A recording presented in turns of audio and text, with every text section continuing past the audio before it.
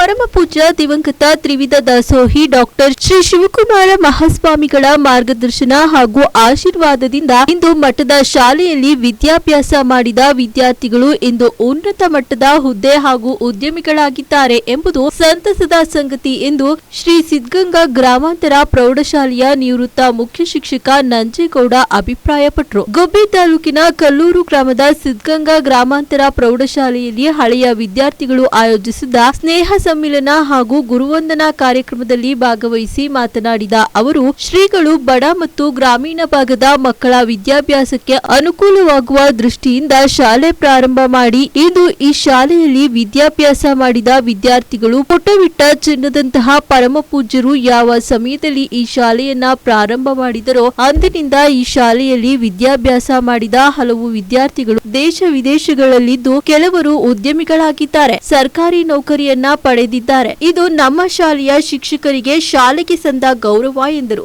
ಶಾಲೆಯ ಹಳೆಯ ವಿದ್ಯಾರ್ಥಿ ಹಾಗೂ ಉದ್ಯಮಿ ನಾಗರಾಜ್ ಮಾತನಾಡಿ, ಪರಮ ಪೂಜ್ಯರು ಸ್ಥಾಪನೆ ಮಾಡಿದ ಶಾಲೆಯಲ್ಲಿ ನಾವು ವಿದ್ಯಾಭ್ಯಾಸ ಮಾಡುವ ಸಮಯದಲ್ಲಿ ಶಾಲೆಗೆ ಪ್ರವೇಶ ಸಿಗುವುದು ಕಷ್ಟ ಸಾಧ್ಯವಾಗಿತ್ತು. ಅಷ್ಟು ವಿದ್ಯಾರ್ಥಿಗಳು ಈ ಶಾಲೆಯಲ್ಲಿ ವಿದ್ಯಾಭ್ಯಾಸ ಮಾಡಿದರು ಎಂದು ತಿಳಿಸಿದರು. ಈ ಕಾರ್ಯಕ್ರಮದಲ್ಲಿ ಸಿದ್ಧಗಂಗಾ ವಿದ್ಯಾಸಂಸ್ಥೆಯ ಜಂಟಿ ಕಾರ್ಯದರ್ಶಿ ಶಿವಕುಮಾರಯ್ಯ, ವಿಶೇಷ ಅಧಿಕಾರಿ ರಾಜಶೇಖರ್, ಮುಖ್ಯ ಶಿಕ್ಷಕರಾದ ಮೊಹಮ್ಮದ್ ಮೊಯಿಜಿನ್, ನಿವೃತ್ತ ಮುಖ್ಯ ಶಿಕ್ಷಕ ಮಹದೇವಯ್ಯ, ಇತರರು ಸಿದ್ಧಗಂಗಾ ಶಾಲೆಯ ಶಿಕ್ಷಕರು ಹಾಜರಿದ್ದರು.